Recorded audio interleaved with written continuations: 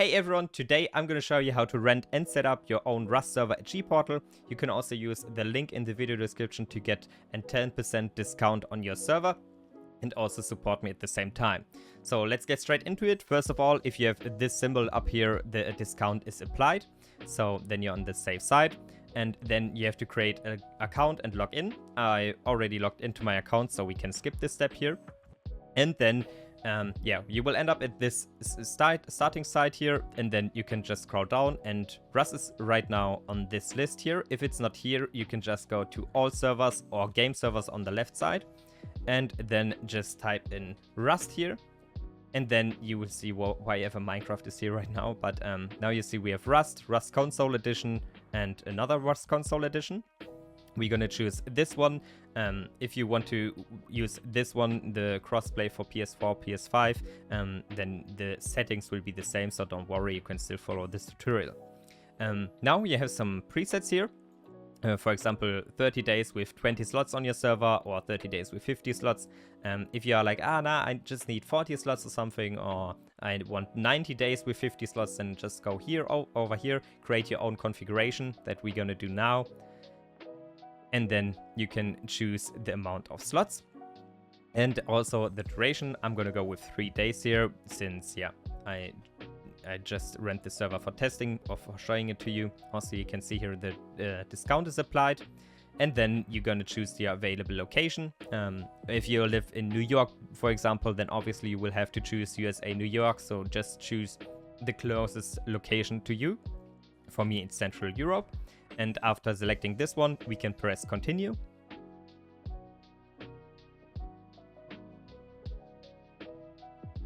So now we can choose how we want to pay, either with PayPal, credit card, instant bank transfer, paysafe card, or pay with your balance. We're going to continue with my balance here. And then the server is already loading.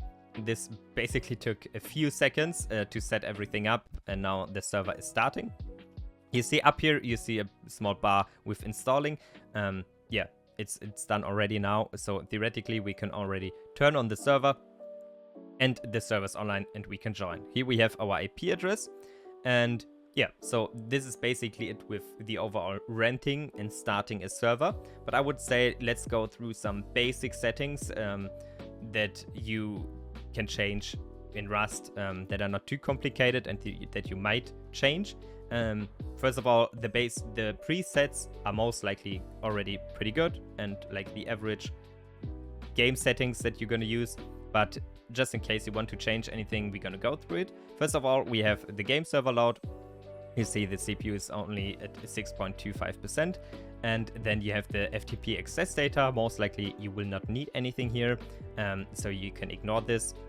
Then let's go to the basic settings here. As mentioned, like here you have your IP address, your port, and everything you're gonna need for joining. So let's go in here. And here we have some more settings that we can change. First of all, the server name. Let's put in Regan's server, for example. And then you can also change the slots here. Then you can turn on or off Rust Plus, just in case you don't want Rust Plus to be connected to your server. You can turn this off. Game mode, you can put hardcore in, vanilla, whatever you want. Server release, okay.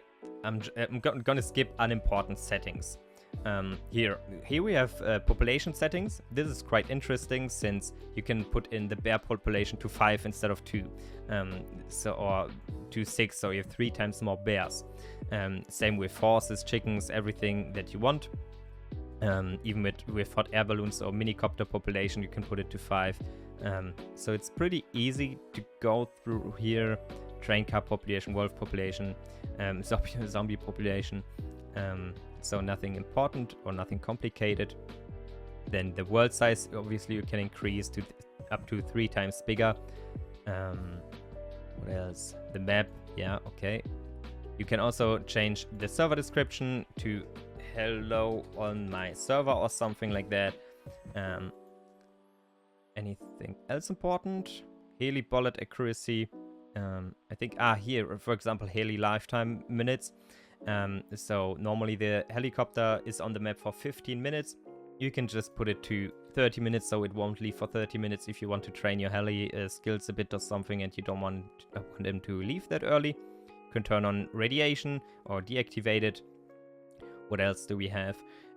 For example, arrow arrow damage multiplier. If you're like, I want to play primitive Rust just with arrows and crossbows, put it to 10 or something that you one-hit everything, so you can play a bit around with that one. If you want to decrease the strength of weapons, you can put bullet damage multiplier to 0.1 or something. Yeah. Maximum scientist counts, you can put it up or down. The spawn rate, nothing important here again. Okay, there we are. Okay, here you can also manage your bands. If you have the Steam ID, you can just add someone to the band list. Let's continue with the configuration files, but most likely you will not do anything here. So we're gonna skip this. Basically, if you are active in this setting here, you know what you're doing. So if you're unexperienced, just don't change anything here. You have here the SQL and also the logs. The logs is simply, for example, if on community servers or on bigger servers, the admins can check, did someone glitch through a wall or something, or did he actually destroy the wall before looting? Like, they can check a lot of things here. If you're just playing with your friends, this is most likely irrelevant. But if you host like a community server and you want to make sure that a cheater gets caught, or if you want to avoid someone is abusing something, then you can check everything what happens on the server right here. Auto update, you can just leave it on. It will just automatically update your server when an update comes out. Then we have restarts. A very important thing, I would recommend to restart the server on Rust every 3 hours. Yeah, so just set up a restart for every 3 hours. This will reset different things in the game, and also make sure that you don't have any lags. Then we have our backup. You can create a manual backup here. It's always good to have a backup of the server, especially if you want to install something or change anything on the ratings. For example, if you want to increase the strength of arrows, as I mentioned before changing that, you can create a backup. So you can test with it around, and if it doesn't work, you can just load the backup, so you are back to the spot before you changed anything. So always create daily backups or something. It's always pretty nice, especially if you play with your friends. Then we have permissions. It's pretty simple here. If you are hosting the server, as for me example, I go on vacation, but my friends still want to play on the server, you can put in a username here of a friend, for example, his Gportal username, and then the person is able to host or change stuff on the server. So he will have the same rights to, or the same layout as you do right now, because you can change the basic settings, you can check the logs. So it's always good if you either need support on a server, or if you just go on vacation and you need someone else to take over the administration of the server.